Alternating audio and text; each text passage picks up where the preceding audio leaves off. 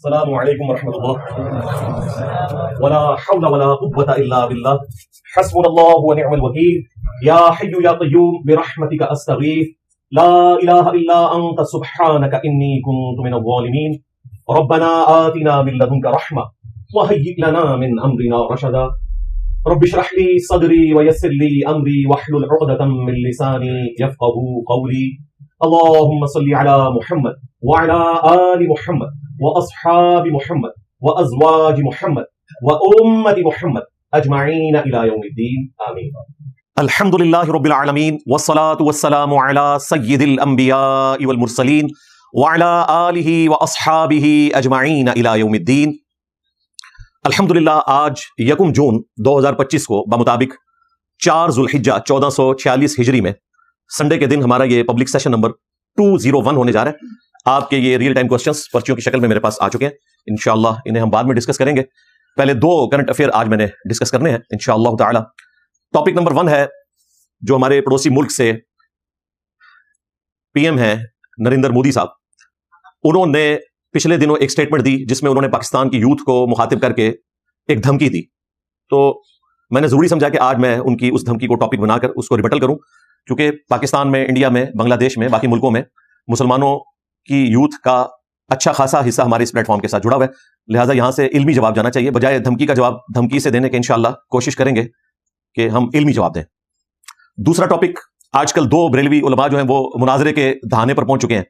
Doctor Ashraf Asif जलाली साहब हाफिज़हुल्लाह ताला और मुफ्ती हनीफ कुरैशी साहब हाफिज़हुल्लाह ताला। इंशाअल्लाह ताला इस हवाले से भी मैं डिस्कशन करूंगा, क्योंकि दोनों जो है एक दूसरे पर इंजीनियर मोहम्मद अली मिर्जा का एजेंट होने का इल्जाम लगा रहे हैं, इसलिए मेरी क्लैरिफिकेशन आना भी जरूरी है इस हवाले से।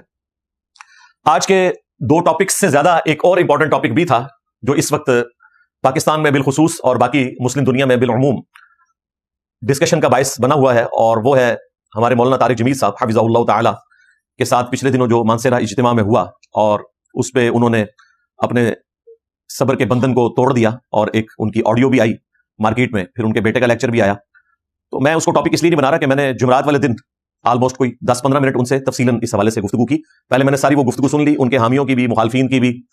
उसके बाद फिर मैंने तारिक जमील साहब को फोन किया और उनसे चंद एक बातें मैंने पूछी उस हवाले से। तो उन्होंने मुझे सारी तफसीलात खोलकर बताई 1985 से ऑनवर्ड जो कुछ होता रहा। उसमें कई मामलात में उनका मौकिफ दुरुस्त है, लेकिन बाज़ जगह मैं समझता हूं कि उनके मुखालफीन का मौकिफ दुरुस्त है। जब फोन एंड होने लगा तो उन्होंने मुझे कहा कि बेटा इस पे आपने बात नहीं करनी। तो मैंने दूसरी बात ही नहीं की, मैंने कहा ठीक है नहीं करता। हालांकि मेरे सिवा दुनिया का हर बंदा उसके ऊपर बात कर रहा है, लेकिन उन्होंने मुझे बात करने से रोक दिया, और उसके पीछे एक टेक्निकल रीजन है।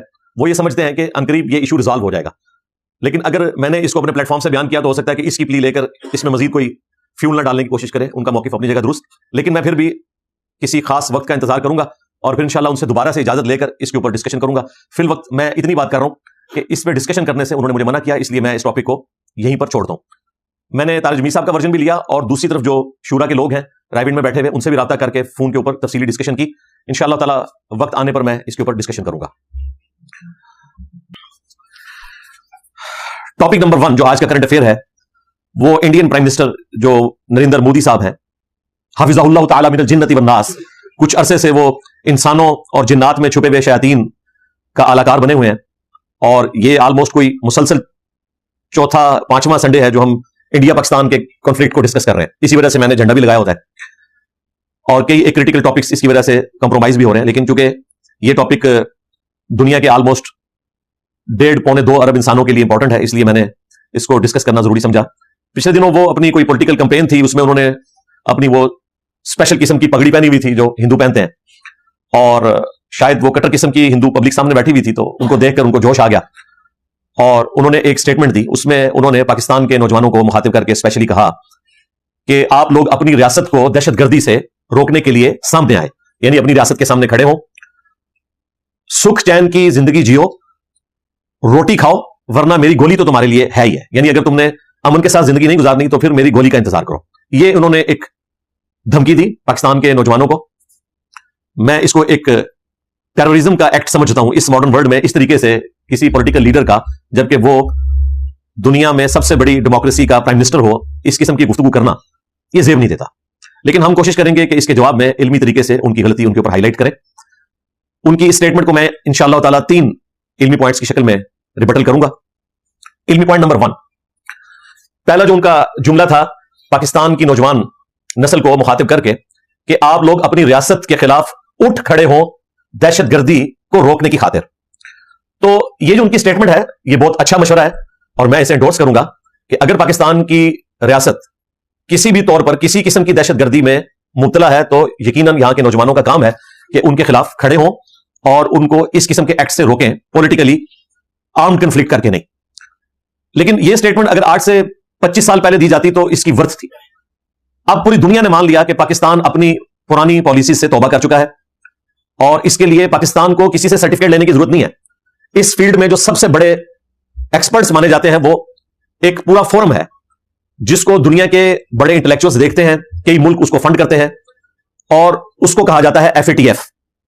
FATF ने पाकिस्तान को अल्हम्दुलिल्लाह काफी अरसे से ग्रे लिस्ट से निकालकर व्हाइट लिस्ट में डाल दिया है। ग्रे लिस्ट भी अंडर ऑब्जर्वेशन होती है, वो ब्लैक लिस्ट नहीं होता कोई मुल्क, लेकिन व्हाइट लिस्ट में आने के बाद अब किसी और के सर्टिफिकेट की पाकिस्तान को जरूरत नहीं है।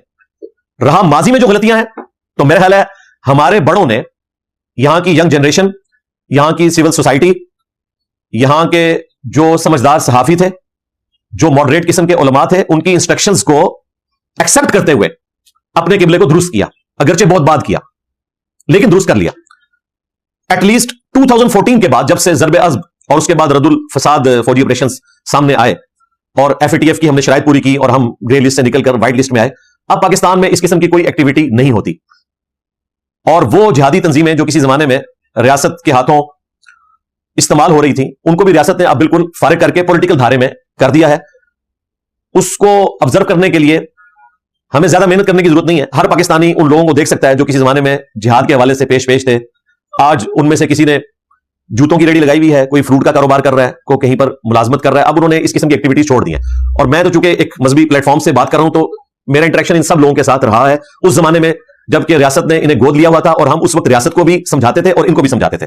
आज अल्लाह का शुक्र है कि पाकिस्तान में इस किस्म की कोई एक्टिविटी नहीं है। पाकिस्तान ने अपनी गलतियों से सबक सीख लिया है, इसलिए यह मशवरे की हद तक तो दुरुस्त है। प्रैक्टिकली अल्हम्दुलिल्लाह पाकिस्तान ऑलरेडी इस मशवरे के ऊपर अमल कर रहा है। और इसका एक और बड़ा सबूत जो बड़े जिगर गुर्दे का काम है वो हमारे डिफेंस मिनिस्टर ख्वाजा आसिफ साहब हाफिज़हुल्लाह ताला, अगरचे उन्हें काफी क्रिटिसाइज किया गया हमारे सोशल मीडिया के ऊपर कि आप अपनी गलतियों को क्यों एक्सेप्ट कर रहे हैं, लेकिन मैं उनको सलूट करूंगा कि वो दुनिया के हर फोरम पे जाके ये चीज मान रहे हैं कि हम यूरोप और अमेरिका के हाथों यूज हुए और उसकी वजह से ये प्राइवेट जिहाद का कल्चर पाकिस्तान में इंपोर्ट हुआ और हमने उसके नताइज भुगत लिए।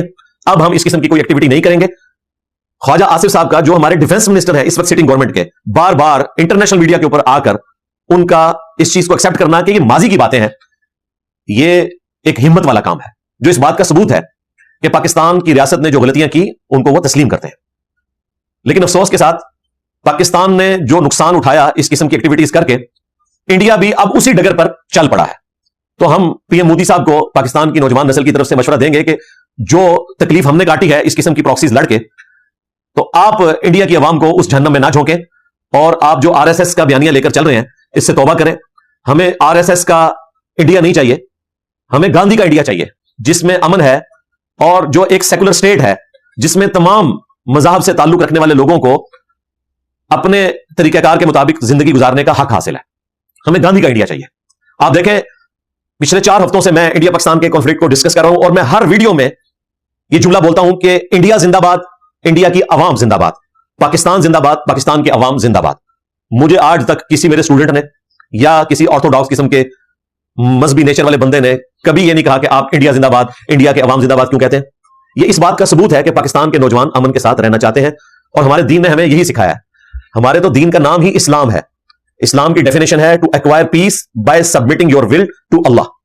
अमन और सलामती को हासिल करना अपनी रिजा अपने रब के हवाले करने के बाद, दुनिया में भी अमन और आखिरत में भी अमन हासिल करना अपने रब के मुताबिक जिंदगी गुजार कर, यह इस्लाम की डेफिनेशन है। फिर आपको पता है पाकिस्तान में एस्टेब्लिशमेंट कितनी मजबूत है और वो जरा सी ऐसी गुफ्तगू जो उनकी पॉलिसी के खिलाफ हो और किसी ऐसे प्लेटफॉर्म से हो रही हो जिसकी बात दुनिया में सुनी जाती हो और खुसूसन नौजवान नस्ल सुनती हो, तो वो किसी ना किसी तरीके से मैसेज जरूर पहुंचाने की कोशिश करते हैं। मुझे आज तक कभी इस टॉपिक के हवाले से किसी ने मैसेज पहुंचाने की कोशिश भी नहीं की। बाकी टॉपिक्स पे भी नहीं करते। उन्हें पता है कि ये अगर एस्टेब्लिशमेंट की गलतियां हाईलाइट करता है तो उसके मुकाबले पर जो पॉपुलर लीडर्स हैं पॉलिटिकल, जो उन्होंने अवाम की मत मारी हुई है, वो उनकी गलतियां भी हाईलाइट करता है। लिहाजा ये एक न्यूट्रल प्लेटफॉर्म से बल्कि अनबायस्ड प्लेटफॉर्म से बात कर रहा होता है। इस मामले में भी किसी ने मुझे अप्रोच करने की कोशिश नहीं की। ये इस बात का सबूत है कि पाकिस्तान की स्टैब्लिशमेंट, यहां के नौजवान अमन की आशा चाहते हैं, अमन के साथ रहना चाहते हैं। लिहाजा उन्हें ये जो आपने मशवरा दिया तो ऑलरेडी अल्हम्दुलिल्लाह पाकिस्तान के अवाम इस मशवरे के ऊपर अमल कर रहे हैं, इसमें कोई दूसरी राय नहीं है। रहा पीएम मोदी साहब का अपना करैक्टर, तो हम उनसे रिक्वेस्ट करेंगे कि पाकिस्तान के अवाम और आपके मुल्क में रहने वाले 20 करोड़ से ज्यादा मुसलमान भी आपसे ही पूछते हैं कि जब आप चीफ मिनिस्टर थे गुजरात के और आपने हजारों मुसलमानों का कत्लेआम करवाया हिंदू मुस्लिम फसाद करवा के, जिसकी वजह से दुनिया के कई मुल्कों में आप पर पाबंदी थी, आपकी जो ये जराइम की लिस्ट है इसकी क्लैरिफिकेशन कब आपने आकर अवाम के सामने रखनी है? आप हमें तो अमन का दर्स दे रहे हैं और बिल्कुल दुरुस्त दे रहे हैं, कभी आपने अपने आप को उस सांचे में फिट करने की कोशिश की? और हालिया दिनों में जो आपकी ईमा के ऊपर कनाडा के अंदर सिखों का कत्ल हुआ, अमेरिका में दहशतगर्दी की एक्टिविटीज परफॉर्म हुई, जिसकी वजह से ट्रंप जो है वो आपसे मुख्तलिफ औकात में बदला ले रहा है और वो कह रहे हैं जंग मैंने रुकवाई। तो आपको ये समझ आ जानी चाहिए कि वर्ल्ड पावर्स जो है वो किसी को भी उस ड्राइंग रूम में एंटर नहीं होने देती। जो वर्ल्ड वार 2 के बाद 5 बड़ी ताकतों ने एक ड्राइंग रूम में घुसकर कुंडी लगा ली है और वीटो पावर्स उन्होंने अपने लिए डिक्लेयर कर ली है। अमेरिका, यूके, फ्रांस, चाइना और रशिया। अगरचे इंडिया आबादी के एतबार से इतना बड़ा मुल्क है, दुनिया में पहले नंबर पे आ चुका है, 1.5 अरब के करीब आबादी है, 1/5 ऑफ वर्ल्ड है, लेकिन उनकी कोई नुमाइंदगी इस हवाले से नहीं है कि उन्हें वीटो पावर हासिल हो। अगरचे वो डिजर्व करते हैं अपनी आबादी की वजह से। और अगर इंडिया सही तरीके से अपनी इकोनॉमी को लेकर चले तो दुनिया में नंबर 1 इकोनॉमी इंडिया को होना चाहिए, लेकिन अफसोस इंडिया अपनी गलत पॉलिसीज की वजह से दुनिया का गरीब तरीन मुल्क है। ये जो आपको बताते हैं ना हम जापान को क्रॉस करके चौथे नंबर पे आ गए, और भाई जितनी आपकी आबादी है ना, आपको तो पहले नंबर पे होना चाहिए, और पहले नंबर और दूसरे नंबर पे जमीन आसमान का फर्क होना चाहिए। 1.5 अरब इंसान जहां पर आबाद हो, इतनी ज्यादा यूथ हो, इतना पोटेंशियल मौजूद हो, जमीन उगाती हो, और उनकी जो जीडीपी है सिर्फ 4,000 अरब डॉलर हो, ये 40,000 अरब डॉलर भी हो तब भी कम है। उस एतबार से आप गरीब हैं। ये जो आप फख्र करते हैं ना, ये तब था अगर आपकी आबादी जो है वो 1.5 करोड़ होती। 1.5 अरब की आबादी के साथ इतना बड़ा मुल्क, उस एतबार से आपकी इकोनॉमी कोई इतनी अच्छी नहीं है। तो ये इकोनॉमी बेहतर होनी चाहिए, और वो उसी सूरत में होगी जब आप अमन के साथ रहेंगे। हमारा छोटा सा मिस्कीन सा मुल्क है जिसके साथ आपने टक्कर ली हुई है। इंडिया और पाकिस्तान का कोई जोड़ ही बनता था कि आप टक्कर लेते, लेकिन अल्लाह का शुक्र है कि अब आपको यह समझ आ गई है कि अल्लाह तबारक व तआला की मेहरबानी के साथ, उसके फजल के साथ आपने जो हमारे ऊपर जंग मुसल्लत करने की कोशिश की, अल्लाह ताला ने हमारा साथ दिया। और आपको भी अब होश के नाखून लेने पड़ेंगे। आंदा कोई भी बात सोचने के लिए भी, करना तो बड़ी दूर की बात है इंशाअल्लाह ताला। इसी तरीके से पाकिस्तान में आपने जो मसाजिद को निशाना बनाया और यहां पर कई एक सिविलियंस शहीद हुए, इनका खून हम किसके हाथों पर तलाश करेंगे? जाहिर है पीएम मोदी साहब के, जो हमें अमन और सलामती के साथ रहने का दर्स दे रहे हैं। यहां पर जिन मसाजिद के ऊपर आपने अटैक किए थे, वो तमाम की तमाम मसाजिद, आम लोग वहां पर नमाज पढ़ते थे, कोई दहशतगर्दी की ट्रेनिंग वहां नहीं होती थी। हां, किसी जमाने में ये मसाजिद के साथ मुल्हिका इलाके जिहादी ट्रेनिंग का हिस्सा रहे, सो कॉल्ड जिहाद, हम उस वक्त भी उसको दुरुस्त नहीं समझते थे जब स्टेट उसको स्पॉन्सर कर रही थी। लेकिन हमारी स्टेट उससे तौबा कर चुकी है, और यही वजह है कि पाकिस्तान ने इंडियन अटैक से एक दिन पहले इंटरनेशनल मीडिया को ये तमाम जगह विजिट करवाई थी, क्योंकि पाकिस्तान को खदशा था कि ये दहशतगर्दी को बुनियाद बनाकर इन जगहों पर अटैक करेंगे, तो वो तमाम जगह विजिट करवाती थी। और अहम मुमकिन है कि जो इंडियन मिनिस्टर ने बयान दिया कि हमने पाकिस्तान को पहले बता दिया था कि हम फलां जगह अटैक करेंगे, वो बात भी दुरुस्त हो, और पाकिस्तान ने इंटरनेशनल मीडिया को वो तमाम जगह दिखाई कि देखें यहां पे कोई दहशतगर्दी के अड्डे हैं तो बताएं। मैं आपको पाकिस्तानी होने के नाते वसूख के साथ कहता हूं, मैंने इनमें से एटलीस्ट जो ये लश्कर तैयबा का किसी जमाने में मरकज था मुरीद के, में ये विजिट किया हुआ है। जिन दिनों यहां जिहादी ट्रेनिंग होती थी, जिहादी ट्रेनिंग के लिए नहीं, वैसे एक इंटरेस्ट के तौर पर, अब वहां पर इस किस्म की कोई एक्टिविटी नहीं है। और वो जो हाफिज अब्दुल रऊफ साहब आपने दरियाफ्त किए थे, जो वहां पर नमाज जनाजा पढ़ा रहे थे, वो मसूद अजहर साहब के भाई नहीं है, वो अलग से एक अहले हदीस आलिम है।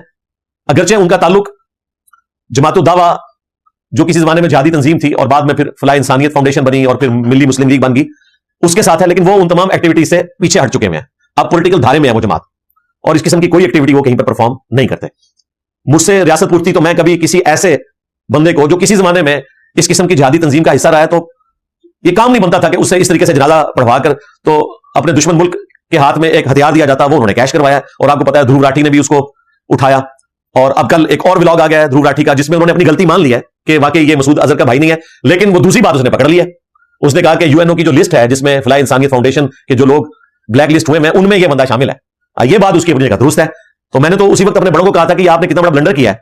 आपको पूरे लाहौर की 1.5-2 करोड़ की आबादी में एक मौलवी मिला जनाजा पढ़ाने के लिए, और वो आपने उससे पढ़वाया। उनका कहना यह था कि चूंकि ये उस तंजीम के साथ वाबस्ता है जिनकी वो मस्जिद थी, जो कि अब पॉलिटिकल धारे में आ चुकी है, तो हमने इसको बॉर्डर नहीं किया। लेकिन ये एक कमजोरी थी जो उन्होंने दिखाई। अब बाहर के लोगों को तो इतनी तफसीलात नहीं पता, तो वो घाटे फिट होगी। और मैं उम्मीद करता हूं, मैंने अपने बड़ों से भी बात की है कि आंदा इस किस्म का ब्लंडर आपने कोई नहीं करना। जब हम ऑलरेडी अंडर ऑब्जर्वेशन है इस हवाले से कि दुनिया के हर इस्लाम दुश्मन मुल्क की निगाहों में हमारा मुल्क खटकता है और वो हमारे एटॉमिक बम को इस्लामिक बम कहते हैं, तो हमें उतनी ही एहतियात का मुजाहरा करना चाहिए और कोई ऐसा कमजोर पॉइंट अपना नहीं देना चाहिए। जबकि हमारा दामन अब एटलीस्ट कई सालों से पाको साफ है इस हवाले से कि पाकिस्तान जो है वो अपने मुल्क से निकलकर बाहर इस किस्म की कोई एक्टिविटी परफॉर्म नहीं करेगा इंशाल्लाह। इल्मी पॉइंट नंबर 2, पीएम मोदी साहब ने दूसरी बात उस जुमले में जो बोली वो ये थी कि सुख चैन की जिंदगी जियो, यानी कि अमन से रहो और रोटी खाओ। बहुत अच्छा मशवरा दिया। हमारी तो यही कोशिश है कि हम अमन के साथ जिंदगी गुजारें और पीस के साथ रहने की कोशिश करें। लेकिन माजरत के साथ 2025 में मई के महीने के अंदर ये इंडिया पाकिस्तान की जो जंग हुई, ये तो आपने छेड़ी थी और यूएनओ के जो कवानीन है उनको आपने वायलेट किया। एक अलग से खुद मुख्तार रियासत के ऊपर इस तरीके से अटैक करना और जंग को स्टार्ट करना, यह आपका बहुत बड़ा जुर्म था। हम तो अमन के साथ रहना चाहते थे, यह जुर्म आपने किया, हमने नहीं किया। लिहाजा आप जो हमें अमन का मशवरा दे रहे हैं, पहले इसके ऊपर खुद अमल करें। हमारे जो पीएम साहब हैं उन्होंने पहलगाम इंसिडेंट के फौरन बाद जो कैडेट्स की परेड थी पासिंग आउट काकूल एकेडमी में, उसमें तकरीर के दौरान अभी इंडिया ने अटैक नहीं किया था और खदशा था कि इंडिया इस वाक़े को बुनियाद बनाकर, जिसको हम डंके की चोट पर दहशतगर्दी का वाक़या कहते हैं, पहलगाम में जो मजलूमीन मारे गए हम उनके साथ हैं, उनके वरसा के साथ हैं, उन्हें इंसाफ मिलना चाहिए। और पाकिस्तान ने भी इसे दहशतगर्दी का एक्ट करार दिया। तो पीएम साहब ने उस परेड में तकरीर करते हुए यह बात की कि आप किसी न्यूट्रल फोरम से, यूएनओ से या किसी और ऑर्गेनाइजेशन से इसकी इन्वेस्टिगेशन करवा लें। लेकिन इसके मुकाबले पर बजाय पीएम मोदी साहब हमारे पीएम की इस ऑफर को कबूल करते, उन्होंने पूरी ढिठाई के साथ इल्जाम लगाना शुरू कर दिया, जबकि क्राइम भी बता रहे थे कि पाकिस्तान का इस मामले से कोई लेना देना नहीं था। उस एक्टिविटी के फौरन 10 मिनट के बाद उसकी एफआईआर लॉन्च हुई और पाकिस्तान के ऊपर इल्जाम लग गया। और आज 1 जून 2025 है, ऑलमोस्ट सवा महीना गुजर चुका है, एक दहशतगर्द भी पकड़ा नहीं गया। दहशतगर्द कोई पकड़ा नहीं गया, वहां पे ये बड़े बड़े पोस्टर लगा रहे हैं कि अगर आपको पता हो तो हमें इंफॉर्मेशन दें, और कंक्लूड इन्होंने पहले कर लिया। एफआईआर 10 मिनट बाद कटी और पहली इमदादी खेप जो है वो 1.5 घंटे बाद पहुंची। इससे ही लग रहा है कि गलविच कोई और है, यानी ये फॉल्स फ्लैग ऑपरेशन ही लगता है। चलिए, अगर आपको ये बात बुरी लगती है, एटलीस्ट पाकिस्तान का इससे कोई लेना देना नहीं है। इसलिए तो पाकिस्तान ने कहा कि इंटरनेशनल फोरम से आप इसकी इन्वेस्टिगेशन करवा लें। हालांकि इस किस्म की ऑफर पाकिस्तान ने पहले जो माजी में एक्टिविटीज होती रही कश्मीर के हवाले से 20-25 साल पहले, उसके हवाले से कभी ऑफर ये नहीं रखी थी। इसके लिए क्यों ऑफर रखी? पाकिस्तान कॉन्फिडेंट था कि हमारा कोई इससे लेना देना नहीं है। और टीआरएफ जो एक वहां की इंडिजिनस कोई तंजीम है, शायद वो लश्कर तैयबा का ऑफ शूट है, उन्होंने पहले रिस्पांसिबिलिटी कबूल की बकौल इनके, बाद में उन्होंने कहा कि हमारा तो कोई लेना देना नहीं है। लिहाजा वो तो मामला वैसे ही एम्बिगुअस हो गया और उसमें भी पाकिस्तान के साथ उसका कोई लेना देना नहीं था। खामखा पाकिस्तान को इसमें घसीटा और जंग का आगाज पीएम मोदी साहब ने खुद किया और अब हमें कहते हैं कि जी आप रोटी खाएं और अमन के साथ रहें। आप देखें, हमारे जो इस वक्त आर्मी चीफ है फील्ड मार्शल आसिम मुनीर साहब, उन्होंने भी हर फोरम के ऊपर यही बात की है, अगरचे ये जंग उन्होंने जीती है, उसके बावजूद वो बार बार अमन की बात कर रहे हैं। कोई ये नहीं कह रहा कि जी हम इंडिया को सफ़े हस्ती से मिटा देंगे, सब ये कह रहे हैं अमन के साथ रहेंगे। सियालकोट के बॉर्डर के ऊपर जब पीएम साहब गए, आर्मी चीफ उनके साथ थे, वहां पर भी पीएम साहब ने तकरीर में यह कहा कि अगर आप अमन के साथ रहेंगे तो हम आपके साथ अमन के साथ रहेंगे, हम तिजारत भी करेंगे, लेकिन अगर आप हम पर जंग मुसल्लत करेंगे तो फिर पाकिस्तान अपनी खुद मुख्तारी की हिफाजत करेगा। तो पाकिस्तान की जानिब से तो कभी यह बात नहीं की गई कि हम लड़ाई करना चाहते हैं और अमन के साथ नहीं रहना चाहते। दूसरी तरफ इंडिया ना सिर्फ पहलगाम इंसिडेंट के बाद रहने वाले कश्मीरी मुसलमानों को तकलीफ में मुब्तला किए हुए जो इंडियन ऑक्युपाइड कश्मीर में रहते हैं, बल्कि पूरी दुनिया के मुसलमानों को इस हवाले से तकलीफ दे रहा है कि इसराइल के साथ दोस्ती उसने गांठी हुई है और इस जंग में उन्होंने जो ड्रोन्स इस्तेमाल किए वो इसराइल के थे। हालांकि मैं आपको एक हैरानकुन बात बताऊं, इंडिया की जो डिक्लेयर पॉलिसी है वो फिलिस्तीनियों के हक में है। इंडिया ने आज तक इसराइल के हक में कभी वोट नहीं दिया। हमेशा 1948 से लेकर आज तक इंडिया ने फिलिस्तीन काज में फिलिस्तीन को सपोर्ट किया और 2 स्टेट सोल्यूशन की बात की। लेकिन दूसरी तरफ इस्लाम दुश्मनी में या ज्यादा मुताद पाकिस्तान दुश्मनी में वो इसराइल से मदद लेते हैं। और शायद नेतन्याहू ने ही इनके दिमाग में यह खुमार दाखिल कर दिया कि जो कुछ हमने फिलिस्तीनियों के साथ किया है, यहां पर तुम डॉन बनकर पाकिस्तानियों के साथ वो कुछ कर सकते हो। हालांकि जमीन आसमान का फर्क है। फिलिस्तीन की रियासत वहां के मुसलमान और पाकिस्तान की रियासत और यहां के मुसलमानों में अल्लाह ताला ने हमें एक एटॉमिक स्टेट बनाया है और पाकिस्तान ने अगर किसी एक शोबे में तरक्की की है तो वो डिफेंस का ही शोबा है, क्योंकि सबसे ज्यादा बजट इसी में हमने फूका। और इस जंग के बाद तो जिन लोगों के ज़हन में जरा सा कोई खदशा था, वहम था, वो भी निकल गया कि पाकिस्तान वाकई एक सिक्योरिटी स्टेट है। अगर हमारी हिफाजत नहीं होगी तो बाकी सारी चीजें जो हैं वो फजूल हैं। पाकिस्तान की तरक्की, पाकिस्तान की खुशहाली, यहां का अमन, ये अगर डिपेंडेंट है तो हमारी अफवाज के ऊपर। हमें उनसे जो इख्तलाफात हैं वो अपनी जगह, वो आज तक कायम है, वो मुस्तकबिल में भी रहेंगे। जो पॉलिटिक्स में वो लुचफराई करते हैं, वो इख्तलाफ अपनी जगह रहेगा, लेकिन ये हमारी जरूरत भी है। जिसे देखें, मां बाप, उनका एहतराम है, उनकी इज्जत है, लेकिन जहां कुरान और सुन्नत के खिलाफ मां बाप चलने को कहेंगे, हम उनकी इताअत नहीं करेंगे। लेकिन दुनिया में अगर वो काफिर है तो मारूफ तरीके से उनके साथ चलना है। कुरान का हमें यही हुक्म है, मारूफ तरीके से चलना है। बदतमीजी नहीं कर सकते, थप्पड़ नहीं मार सकते, आर्म कंफ्लिक्ट नहीं कर सकते। बिल्कुल इस तरीके से हम यहां पर जितनी भी पॉलिटिकल जमातें हैं, मजहबी जमातें हैं, उनसे भी ये कहते हैं कि आप प्रोटेस्ट जरूर करें, लेकिन आर्म कंफ्लिक्ट ना करें, पेट्रोल बम ना फेंकें रियासत के ऊपर, सड़कें ब्लॉक ना करें, और कोई ऐसी एक्टिविटी परफॉर्म ना करें जिसकी वजह से रियासत कमजोर हो। इख्तिलाफ राय करें, वो आपका राइट है, गाली गलोच ना करें। वो हम इख्तिलाफ पहले करते थे, अब भी कर रहे हैं और आंदा भी करेंगे। लेकिन पाकिस्तान एक सिक्योरिटी स्टेट है, यहां की मजबूत अफवाज और डिफेंस सिस्टम हमारी बेसिक नीड है, मजबूरी नहीं, बेसिक नीड है। इसलिए पाकिस्तान जो अपना बजट लगा रहा था, अल्लाह का शुक्र है, DGISPR अगले दिन G6 में एक स्कूल के अंदर गए हुए थे, वहां उन्होंने तकरीर की और कहा कि अब आप उन लोगों से पूछें जो ये कहते थे कि फौज अपना काम नहीं करती, तो हमने अपना काम किया है या नहीं किया। तो बिल्कुल आपने अपना काम किया है, लेकिन इसके बावजूद जो काम आपको नहीं करना चाहिए वो आज भी हम कहेंगे कि आपने पॉलिटिक्स में लुचफराई नहीं करना। लेकिन इसका एक और तल्ख पहलू भी है, उसके ऊपर मैं डिस्कशन वक्तन फक्तन करता रहता हूं कि अब कंबल तो वो छोड़ना चाहते हैं, लेकिन कंबल उनको छोड़ने के लिए तैयार नहीं है। जाहिर है कि इस दफा उन्होंने एक ऐसा वायरस तैयार किया है कि जो उनकी जान नहीं छोड़ रहा। इस वजह से वो कह रहे हैं जब तक ये वायरस खत्म नहीं करेंगे उस वक्त तक हमने पीछे नहीं हटना। तो वो अपनी जगह, अपनी डॉक्ट्रिन में जस्टिफाई है, मेरी डॉक्ट्रिन में नहीं। मेरी डॉक्ट्रिन में तो ये तमाशा जो 2017 में लगाया हमारी स्टैब्लिशमेंट ने अदलिया के साथ मिलकर, एक हंसता बसता मुल्क उजाड़ दिया एक जुडिशियल फैसले के जरिए से, तो सारा जो आगाज है वहां से हुआ। उससे भी पहले 2014 के धरनों से अंडू होना चाहिए, तो वहां से होना चाहिए। तो ये तो मेरा अपना जाती मौकिफ है, लेकिन फिर भी हम कहेंगे कि यहां के पॉलिटिकल लीडर्स साथ बैठे और मिलजुल के आगे चलें। खैर, इस टॉपिक के ऊपर मजीद काफी सारी गुफ्तगू हो सकती है, लेकिन आज पीएम मोदी साहब की बारी है, लिहाजा गुफ्तगू को हम वहीं तक रहने देते हैं। पहलगाम का जो इंसिडेंट हुआ, इसके बाद बजाय इसके कि वो दहशतगर्दों को पकड़ते, पाकिस्तान के खिलाफ उन्होंने सबसे बड़ा, मैं समझता हूं, जो एक्ट किया स्टार्ट ही में, वो जो इंडस वाटर ट्रीटी है, सिंतास का मुआहदा, जिसके तहत सिंध, झेलम और चनाब का पानी पाकिस्तान को मिलता है, उसको उन्होंने मुअत्तल कर दिया। हालांकि ये उन्होंने हवाई फायर किया। इस तरीके से ना तो ये मुआहदे मुअत्तल होते हैं और ना इसका कोई रिजल्ट निकल सकता है। ये धमकी 2016 में भी इंडिया ने लगाई थी। अगर कुछ करना होता तो इन 9 सालों में इन्होंने कोई ऐसा डैम बना लिया होता, कोई ऐसी नहरें बना ली होती जिससे दरिया सिंध का रुख ये बदल देते। लेकिन पाकिस्तान ने फौरन रिस्पॉन्स किया।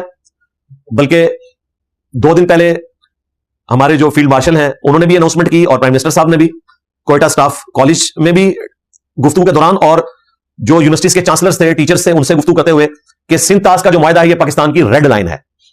अगर आप इसे मुअत्तल करेंगे तो ये एक्ट ऑफ वार है। बिल्कुल यूएनओ के तहत किसी का पानी रोकना, जाहिर है कि पानी और सांस ये 2 बेसिक नीड्स हैं, इनके बगैर आप गुजारा नहीं कर सकते।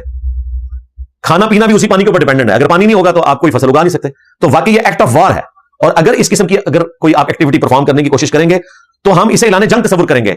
उसके बाद यह नहीं देखा जाएगा कि इंडिया ने पाकिस्तान पे हमला किया या नहीं किया। जैसे ही आप पानी रोकते हैं या उस पानी को काम करते हैं, गोया आपने हमला कर दिया, और इसके ऊपर हमारी 0 टॉलरेंस होगी। बजाय इसके कि आप दहशतगर्दों को पकड़ते हैं, आप यहां के 24 करोड़ अवाम को पानी से महरूम करना चाहते हैं। तो इसके बाद तो यहां के जो अवाम है उनके दिल में आपके लिए मजीद नफरत में इजाफा होगा, जो ऑलरेडी अमन के साथ रहना चाहते हैं। हमें तो बड़ी खुशी होती है अगर पाकिस्तान इंडिया के साथ तिजारत करे, हमें सस्ती अजनास मिल जाती है पाकिस्तान में। ज़ाहिर इंडिया एक बड़ा मुल्क है, और वहां पर जिस तरीके से ज़राअत में तरक्की हुई है, पाकिस्तान ने उस बड़े लेवल पर तरक्की नहीं की है। हमें तो फायदा है, और इंडिया को इससे ज्यादा फायदा है, क्योंकि तिजारत से नफा वो कमाते हैं। पाकिस्तान तो बहुत कम चीजें इंडिया को एक्सपोर्ट करता है, इंडिया की बहुत ज्यादा चीजें पाकिस्तान में आती हैं। तो आप अमन के साथ रहें और तिजारत करें, इसी में भलाई है। और मैं मुख्तलिफ मौके के ऊपर बार बार ये चीज हाईलाइट करता रहता हूं कि 1/4 of world India, Pakistan, Bangladesh, Afghanistan में रह रहा है। अगर यहां पर सूरत हाल खराब होती है तो दुनिया की आबादी का 1/4 हिस्सा तो डायरेक्टली एटॉमिक वार की जद में आकर तबाह बर्बाद हो सकता है, और बाकी की जो दुनिया है वो इनडायरेक्टली इसका खुमियाजा भुगतेगी। लिहाजा बजाय आपस में लड़ने भिड़ने के, हमें तिजारत करनी चाहिए और सुकून के साथ जिंदगी गुजारनी चाहिए। मुझे तो बहुत ज्यादा अफसोस होता है इस हवाले से। हमारे तो चैनल के ऊपर भी पाबंदी लगाई हुई है इंडिया में। आपको हैरान कुन बात बताऊं, हमारी जो व्यूअरशिप है पाकिस्तान में वो 50% है, हमारा जो ऑफिशियल चैनल है, और इंडिया में 25%, और मिडिल ईस्ट में ऑलमोस्ट 12%, और उसके बाद यूके और फिर अमेरिका। ये 5 बड़ी जगह हैं जिनमें हमारी व्यूअरशिप है ज्यादा। और आज अगर इंडिया पाकिस्तान के दरमियान अमन हो जाए तो हमारी इस एकेडमी में जगह कम पड़ जाए। इतने लोग हैं जो इंडिया से आना चाहते हैं। जो कराची से जेलम अकेडमी पहुंचते हैं उन्हें तो बहुत टाइम चाहिए, लेकिन वाघा बॉर्डर को क्रॉस करके यहां पहुंचने में 3 घंटे चाहिए, और बॉर्डर से बमुश्किल पौने घंटे की ड्राइव है, इंडिया की मेन सिटी स्टार्ट हो जाते हैं। तो हम तो चाहते हैं कि अमन के साथ रहें, और हमारे जो मुसलमान भाई वहां पर आबाद हैं, हमारे जो हिंदू भाई हैं, कई स्टूडेंट्स हैं जो हिंदुओं में मौजूद हैं, अल्हम्दुलिल्लाह हक बात को एक्सेप्ट करते हैं, वो भी आए हमारी एकेडमी के अंदर, हम उन्हें वेलकम कहेंगे, बजाय कि हम आपस में लड़ते फिरते रहे। और सबसे ज्यादा तकलीफ तो काटनी पड़ रही है उन लोगों को जिनकी रिश्तेदारियां हैं इंडिया में या इंडिया वालों के पाकिस्तान में। फिर इलाज करवाने के लिए जो पाकिस्तान से लोग इंडिया जाते हैं, जो यूरोप और अमेरिका में इतना महंगा इलाज होता है जिगर ट्रांसप्लांट का और बाकी, वो इंडिया में सस्ता हो जाता है, अद्वियात इंडिया से सस्ती मिल जाती हैं। तो पाकिस्तान तो कभी नहीं चाहता कि इंडिया के साथ जंग हो, लेकिन इंडिया में पॉलिटिकल लीडर्स अपनी पॉलिटिकल गेन्स की खातिर, खुसूसन आरएसएस के मुतासरीन, ये बीजेपी, और उसमें भी मोदी साहब, वरना वाजपेयी साहब तो इसी पाकिस्तान में लाहौर डिक्लेरेशन करके गए थे मीनार पाकिस्तान के नीचे। ये एक अलग बात है कि उसके बाद हमारी एस्टैब्लिशमेंट ने, मुशर्रफ साहब ने जो कुछ उनके साथ किया, कारगिल वाला मामला, वो एक बदयांती के ऊपर मबनी था।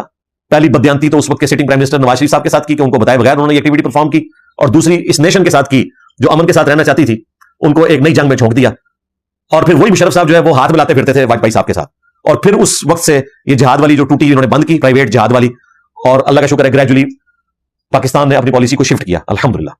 तो यहां पर मैं इंडिया के उस बच्चे की वो स्टेटमेंट दोबारा से रिपीट करूंगा जो मैं अपनी कई वीडियोस में कर चुका, मोहम्मद कैफ, जो बिहार से था। जब इंडिया के एक स्ट्रॉन्च किस्म के किसी सहाफी ने उसके मुंह में माइक दाखिल करके अपना लुकमा भी उसके मुंह में डालने की कोशिश की और कहा कि तुम पाकिस्तान को मुर्दाबाद कहो, तो उसने कहा कि पाकिस्तान जिंदाबाद, पाकिस्तान के अवाम जिंदाबाद। इसके जवाब में हम कहते हैं इंडिया जिंदाबाद, इंडिया के अवाम जिंदाबाद, पाकिस्तान जिंदाबाद, पाकिस्तान के अवाम जिंदाबाद। हमें अमन के साथ रहना है दुनिया में, हम इसलिए नहीं आए कि लड़ भीड़ कर एक दूसरे को खत्म कर दें। और मैं आपको बताऊं, यहां पर भी जो ये गजवा हिंद के नाम के ऊपर ड्रामाबाजी की जाती है जिहादी तंजीमों की तरफ से, और पाकिस्तान इंडिया की हर जंग को वो गजवा हिंद बना के पेश करते हैं। भाई ये कुर्बे क़यामत का मामला है, उस वक्त पता नहीं क्या सूरत हाल होगी, उस वक्त की जो डायनामिक्स है वो क्या होगी, ये हमें तो नहीं पता। तो आज बैठ के आप इस किस्म की एक्टिविटीज परफॉर्म करें और इंडिया पाकिस्तान के दरमियान जंग करवाएं, पता नहीं उस वक्त गजवा हिंद जो होने वाला है वो किस किस्म का गजवा हिंद होने वाला है। आज बैठ के उसको एक्स्ट्रापोलेट करके और लोगों का लहू गरमाना और कहना कि ये पाकिस्तान और इंडिया की जंग जो है गजवा हिंद है, ये रसूलुल्लाह के ऊपर भी झूठ बांधने के मुतरादिफ है, क्योंकि वो कुर्बे क़यामत का मामला है। उसमें ईसा इब्न मरियम भी नुज़ूल फरमाएंगे एन उस वक्त में, और दज्जाल निकल चुका होगा, ये उस वक्त गजवा हिंद होना है। और आप आज बैठ के ये सारे मामला कर रहे हैं, तो अल्लाह से डर जाए। आपके साथ वही मामला ना हो जो हमारे यहां सूफियों के साथ हो गया है। आज से 150 साल पहले तक तो ये सारे सूफी फखरिया कहते थे कि जी कुर्बे क़यामत आ चुकी है, और देखें बुखारी मुस्लिम में हदीस है कि कुर्बे क़यामत में दीन जो है वो मक्के मदीने में सिमट आएगा। लेकिन उन्हें क्या पता था कि वर्ल्ड वार 1 की शक्ल में सल्तनत उस्मानिया का खात्मा होगा और अरब में एक स्ट्रॉन्च किस्म की तौहीद पर मबनी हुकूमत आ जाएगी। आज अल्लाह का शुक्र है पिछले 100 साल से सूफियों की हुकूमत नहीं है, मुवाहिदीन की हुकूमत है। अपनी कमजोरियां उनकी जो है वो अपनी जगह, लेकिन शिर्क नहीं है वहां पर। और 4 मुसल्ले जो सल्तनत उस्मानिया ने 1917 तक डाले हुए थे, 1517 से 1917 तक, 400 साल तक उम्मत की जमीयत को तोड़ा था, अल्लाह ताला ने उनके 4 मुसल्ले उठा के परे फेंके। वो 4 मुसल्ले डाल के तो इजमा करके बैठे हुए थे, आज इजमा उनका टूट गया। तो मुझे बताएं, आज अगर वो सूफी जिंदा हो जाएं, और तो और आला हजरत अगर कब्र से निकल आए तो वो सर पकड़ के बैठ जाएंगे। आला हजरत को जिन लोगों ने मुजद्दिद डिक्लेयर किया था उस जमाने में, हुसामुल अरमैन लिखने पर 1905 में, जबकि आइंस्टाइन ने स्पेशल थ्योरी ऑफ रिलेटिविटी 1905 में पेश की और हमारे आला हजरत ने हुसामुल अरमैन लिखी, और जवाब में उलमा देवबंद ने अल मुहन्नद अल मुफन्नद लिखी। तो उलमा अरमैन ने तो आला हजरत को मुजद्दिद डिक्लेयर किया हुआ था। आज आला हजरत बाहर आए तो उन्हें पता चले कि वो तो आपको दीन बिद्दत का मुजद्दिद समझते हैं, क्योंकि आज वो सूफी नहीं रहे। तो इसलिए वक्त बदलते हुए कोई टाइम नहीं लगता। अल्लाह ताला की मर्जी होगी, अल्लाह तबारक व तआला की मशीयत गालिब आएगी तो हालात वाक़यात वैसे बनेंगे। लिहाजा ये इस किस्म की यहाँ जंगी सूरत हाल को पैदा करना खुसूसन पाकिस्तान में बाद लोग करते हैं जो वो बिल्कुल गलत है। हम पहले भी इसे कंडेम करते हैं, आज भी कर रहे हैं और मुस्तकबिल में भी करेंगे इंशाअल्लाह ताला। इल्मी पॉइंट नंबर 3, वो जो उनकी स्टेटमेंट का आखिरी हिस्सा था कि रोटी खाओ वरना मेरी गोली तो तुम्हारे लिए है ही। दुनिया की सबसे बड़ी डेमोक्रेसी जिसमें 1/5 ऑफ वर्ल्ड रहता हो, उसका प्राइम मिनिस्टर अगर इस किस्म की स्टेटमेंट दे अपने पड़ोसी मुल्क की 24 करोड़ आवाम के लिए, तो फिर इस किस्म की डेमोक्रेसी के ऊपर नमाज जनाजा पढ़ लेना चाहिए। पीएम मोदी साहब की यह स्टेटमेंट जो है ये सराहतन दहशतगर्दी के ऊपर मबनी है, मुझे ये कहने में कोई आर नहीं है। और ये गोली की धमकी उन लोगों को दे रहे हैं जहां पर रहने वाले लोग 97% मुसलमान हैं, जो शहादत को अपने ईमान का हिस्सा समझते हैं। इस्लाम का जो समम बोनम है, हाईएस्ट गुड, वो क़िताल है। कोई शख्स अपनी जान हथेली पर रखकर मैदान जंग में उतर आए और अपनी जान माल अपने रब के लिए कुर्बान कर दे, इससे ऊपर कोई दर्जा हो नहीं सकता। लिहाजा मुसलमान को इस किस्म की धमकी देना, यह तो आप उसके ईमान में इजाफे का बायस ही बनेंगे, सीधी सी बात है। और आपने इसका मजा चख भी लिया। हमारा जो ऑपरेशन था बुनियानुम मरसूस आहनी दीवार, उसने साबित किया कि पाकिस्तान के अवाम और यहां की अफवाज और तमाम पॉलिटिकल पार्टीज, मजहबी जमातें एक आहनी दीवार है पाकिस्तान की हिफाजत के लिए। और ज़ाहिर है ये एक खित्ता ज़मीन की हिफाजत नहीं है, बल्कि यहां पर रहने वाले लोगों की हिफाजत है। ये मुल्क अल्लाह ताला ने हमें एक नेमत के तौर पर अता किया, और मैं समझता हूं ये मोहम्मद अली जिन्ना की बहुत बड़ी कामयाबी थी। उनसे ज्यादा इंटेलेक्चुअल और जीनियस लोग थे गांधी साहब भी और अबुल कलाम आजाद भी। उन दोनों के होते हुए और उनके सैकड़ों पॉलिटिशियंस के होते हुए एक अकेले बंदे का ये मुल्क हासिल करना और ग्रेट ब्रिटेन को कायल कर लेना, ये बहुत बड़ी बात थी। और आज तो हमें इस चीज का एहसास है। और देखें, बानिया पाकिस्तान मोहम्मद अली जिन्ना रहमहुल्लाह ने उस वक्त ये बात कही थी कि इंडिया में रहने वाले जो मुसलमान हैं, इन बेचारों को हमेशा अपनी नेशनलिटी साबित करनी पड़ेगी, और वो आज तक करनी पड़ रही है। वहां पर आप देख रहे हैं कि मजहबी लोग भी इस किस्म की वल्गर लैंग्वेज पाकिस्तान के बारे में इस्तेमाल कर रहे हैं, बजाय इसके कि वो अपने बड़ों को पूछें कि पहलगाम का जो दहशतगर्दी का वाकया हुआ, वो दहशतगर्द आज तक क्यों नहीं पकड़े गए। उसकी बजाय आपने पाकिस्तान में मसाजिद को टारगेट कर दिया, नहाते सिविलियंस को मारा, और फिर जाहिर पाकिस्तान ने तो जवाब देना था, उसमें उनकी तरफ से भी सिविलियन मारे गए। हम नहीं चाहते थे कि ये सब कुछ हो, लेकिन इस किस्म का डैमेज तो हो जाता है। तो पाकिस्तान का जो फौजी ऑपरेशन था, ये उनके फौजी ऑपरेशन के जवाब में था। ये जंग आपने मुसल्लत की थी, आपने जो यहां की आवाम को गोली खिलाने की कोशिश की, वो आपके गाटे फिट हो गई, दुनिया ने देख लिया। आपने राफेल लिए थे 2019-20 में, आप कहते थे हमारे पास राफेल होते तो हम पाकिस्तान का मुकाबला करते। राफेल लिए आपने, वो गिरे, और अब तो आपने देखा है कल उनके जनरल की स्टेटमेंट भी आ गई है, एक एक करके सारे मान रहे हैं कि हाँ वाकई गिरे हैं। राफेल गिरवाकर आपने सिर्फ राफेल को डैमेज नहीं किया, फ्रांस की पूरी इंडस्ट्री को बांध कर मरवाया। और अमेरिका अंदर से खुश है, क्योंकि अमेरिका चाहता है कि वो अपने जहाज बेचे। दुनिया में जाहिर है अब सबसे बड़ा जो सोर्स ऑफ इनकम है वो असला बेचना है। अमेरिका के भी ऑलमोस्ट 60% के करीब लोग जो है वो इसी इंडस्ट्री के साथ वाबस्ता है। उनकी तो रोटी रोजी असले के साथ चल रही है। तो ट्रंप तो बहुत खुश है जो कुछ हुआ है। तो राफेल गिरवाकर आपने फ्रांस को बांध के मरवाया। S-400 जो डैमेज हुआ, रशिया को बांध के मरवाया। इसलिए अब रशिया आप देखें पाकिस्तान के साथ कितने अच्छे ताल्लुकात करने की कोशिश कर रहा है, और इसके जवाब में सिर्फ वो ये रिक्वेस्ट कर रहे हैं कि ये आप जहां भी जाकर अपनी फतह को अनाउंस करते हैं ना, तो ये S-400 का नाम ना ले, क्योंकि वो रशिया का ना, सानू ना बांध के मरवाओ नाल, लेकिन ये इंडिया ने बांध के मरवाया, सीधी सी बात है। इसी तरीके से इसराइल के ड्रोन गिरे, हमें बड़ी खुशी हुई, क्योंकि हम फलस्तीन तो नहीं पहुंच सके, फलस्तीन मुसलमानों पर जो जुल्म हो रहा है उसको रोकने के लिए, लेकिन एटलीस्ट पाकिस्तान के मुसलमानों ने किसी दर्जे में अपना यह गुस्सा निकाल लिया कि यह सिर्फ इंडिया को शिकस्त नहीं हुई, इसराइल को भी हुई है। इसराइल को भी बांध के मरवाया है पीएम मोदी साहब ने, और इंडिया को बांध के मरवाया है इसराइल ने। यह मोदी को सारी फूक चढ़ाई हुई थी इसराइल की, और वो ये बताना चाह रहा था कि जिस तरह मैं यहां मिडिल ईस्ट में बदमाश हूं, तो तुम इस एरिया में बदमाश बन सकते हो। लेकिन वो उर्दू में भी एक मुहावरा बोला जाता है, पंजाबी में भी, कि हर सुराख में हाथ नहीं दाखिल करते, बाज़ औक़ात किसी सुराख से सांप भी निकल आता है। तो इस दफा तो इनके साथ बड़ी बुरी हुई है और उन्होंने देख लिया है। अल्लाह का शुक्र है कि पाकिस्तान की फॉरेन पॉलिसी भी कामयाब हुई।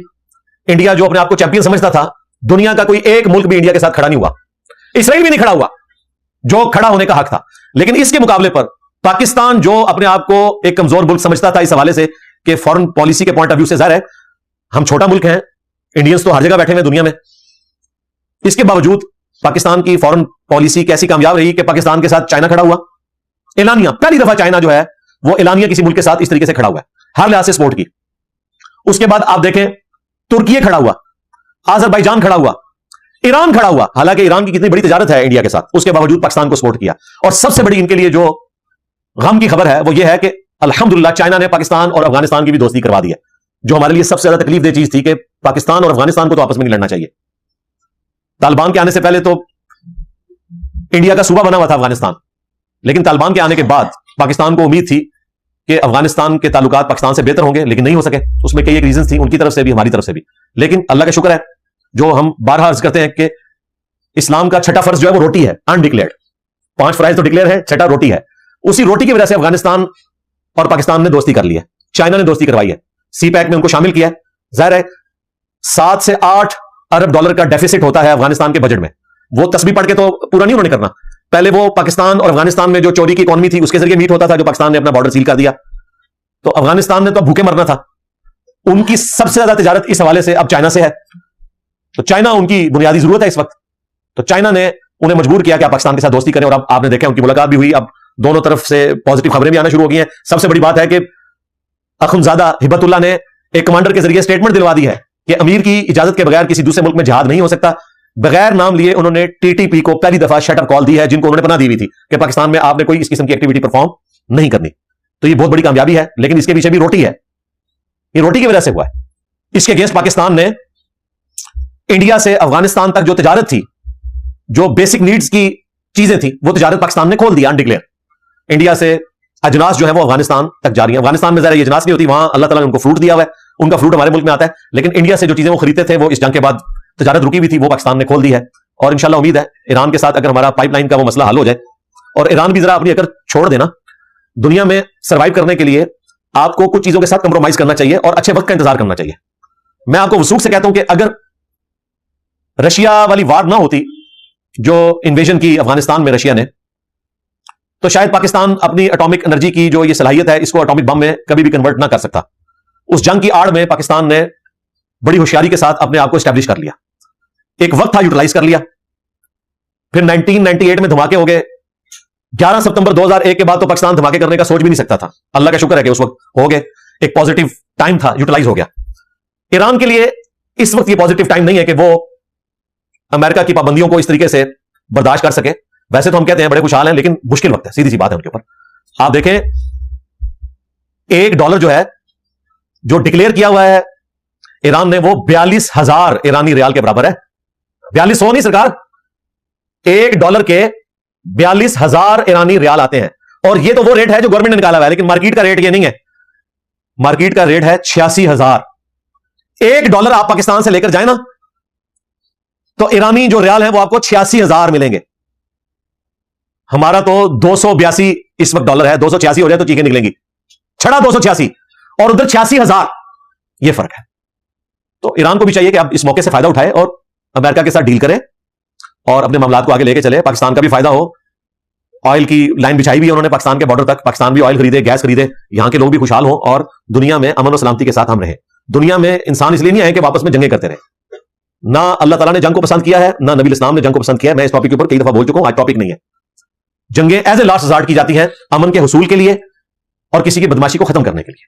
खाम खा एक दूसरे के साथ भिड़ना, उसकी जमीन हथियाना, इसकी इस्लाम में कोई इजाजत नहीं है। सीधी सी बात है। ना ये जिहाद और किताल का कोई मकसद कुरान और सुन्नत में इस तरीके से बयान हुआ है। इसलिए मोदी साहब से मैं रिक्वेस्ट करूंगा कि वो होश के नाखुन लें। इस जंग के बाद पाकिस्तान के अवाम और बांग्लादेश के अवाम भी बिल्कुल अल्हम्दुलिल्लाह एक दूसरे के करीब आगे पहले ही थे इस्लाम के रिश्ते की वजह से। लेकिन इस जंग में सोशल मीडिया के ऊपर जहां पाकिस्तान को चाइना के अवाम ने सपोर्ट किया, तुर्की के अवाम ने सपोर्ट किया, ईरान के अवाम ने सपोर्ट किया, अजरबैजान के अवाम ने सपोर्ट किया, इनकी हुकूमतों ने सपोर्ट किया, बांग्लादेश के अवाम ने सबसे ज्यादा सपोर्ट किया। और मैं इन सारे मुल्कों का, उनके अवाम का इस हवाले से शुक्रिया अदा करूंगा।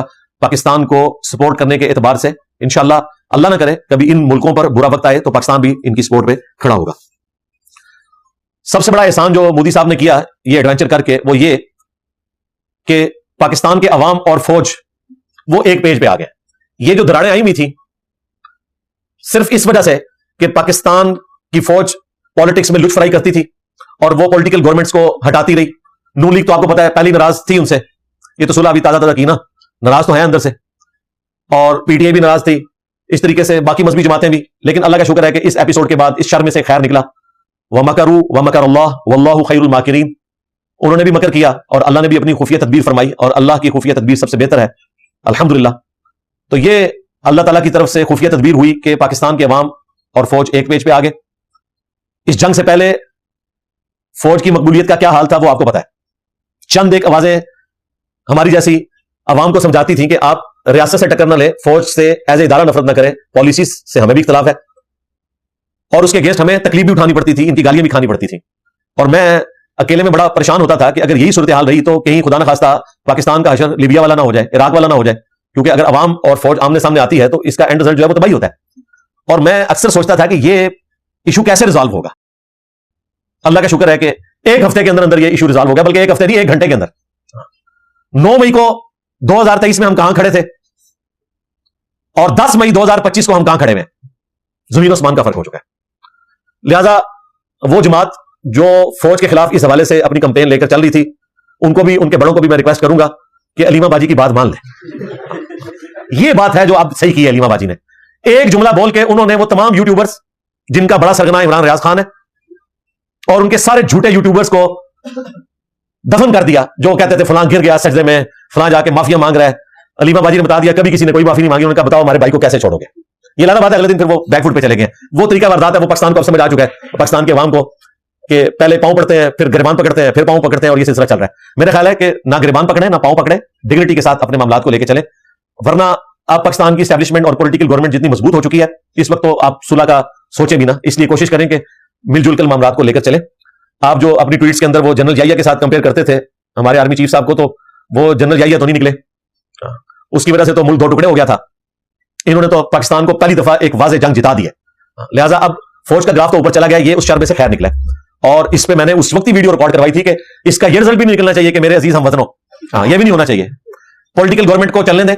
और वैसे तो आपको शहबाज शरीफ साहब की शक्ल में इतना आइडियल प्राइम मिनिस्टर मिल गया है, और आपको ये बात पता है कि तो अब ओपन सीक्रेट है, 2018 के इलेक्शन में भी अगर शहबाज शरीफ साहब के लिए नवाज शरीफ साहब मान लेते तो उस वक्त भी प्राइम मिनिस्टर इन्होंने बनना था।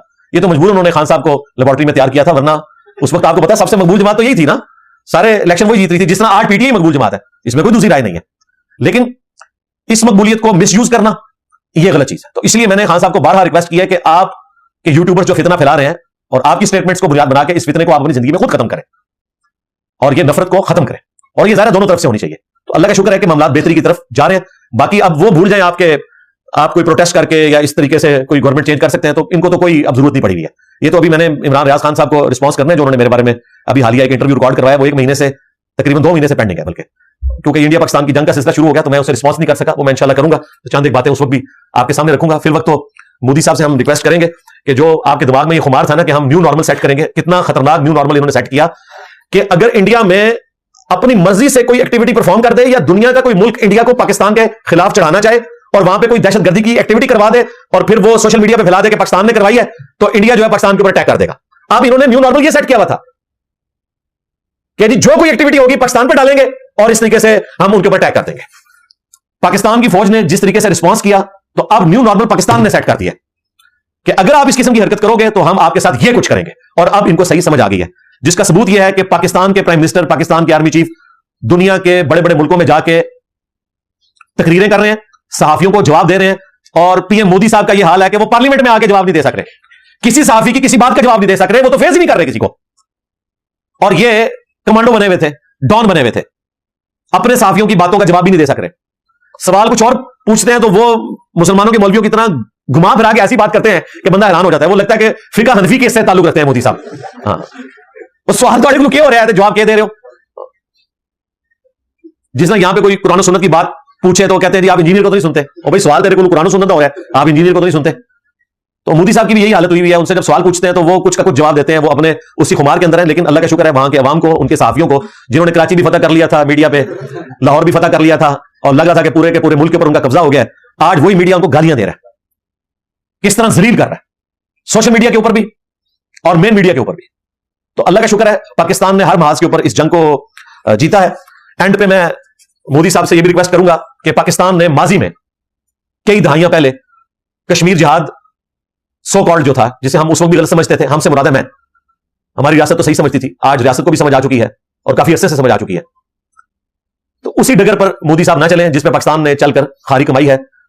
आपका कोई साथी आपके साथ खड़ा नहीं होगा। देखें ट्रंप जिसने आपको हल्लाशेरी दी थी, आज ट्रंप एटलीस्ट 9 दफा तो बोल चुका है कि मैंने जो है वो सीज फायर करवाया, लेकिन मोदी साहब की जरूरत नहीं कि कोई स्टेटमेंट दे जाए। और लोग ने उकसारे के बोले, क्यों बोले भाई, दुनिया में जो वर्ल्ड चैंपियन है वैसे वक्त है वो तो ट्रंप साहब है। हजरत ट्रंप इस तरह की कोई स्टेटमेंट पाकिस्तान के बारे में देते तो पाकिस्तान ने भी कोई इस तरह का जवाब नहीं देना था। देखिए इसके जवाब में पाकिस्तान ने भी कभी ये नहीं कहा कि ट्रंप ने सीज फायर नहीं करवाया। ये तो हमारी ताकत थी कि हमने इंडिया को बैकफुट पे जाने पे मजबूर कर दिया। आपने इस एंगल पे कभी सोचा? हम तो मोदी को कह रहे हैं ना, और मोदी के अवाम और उनके बड़े साफियों को कह रहे हैं कि आप ट्रंप का जवाब दो। पाकिस्तान के अवाम तो नहीं कह रहे अपने बड़ों को कि आप ट्रंप को जवाब दो, क्योंकि हमें पता है कि अमेरिका वो से वक्त है। वरना तो हमें भी कहना चाहिए ना कि हमारे प्राइम मिनिस्टर और आर्मी चीफ ये कहेंगे जी ट्रंप की वजह से जंग नहीं रुकी है, ये हमने इंडिया को मजबूर किया है, उन्होंने जंग रोकी है। हम भी नहीं कह रहे। इसका मतलब है कि जो बड़े हैं वो बड़े ही हैं। आप ना माने, आप बेशक कहते रहेंगे जी आईएमएफ कर्जा मांगेगा तो हम कहेंगे आया रे गोरी। इस तरह नहीं होता दुनिया में भाई, कोई धमकी नहीं लगा सकता। वो एक ट्वीट कर दे तो दुनिया इधर की उधर हो जाती है, चाहे तो इशारों से अपने काया ही पलट दे दुनिया की।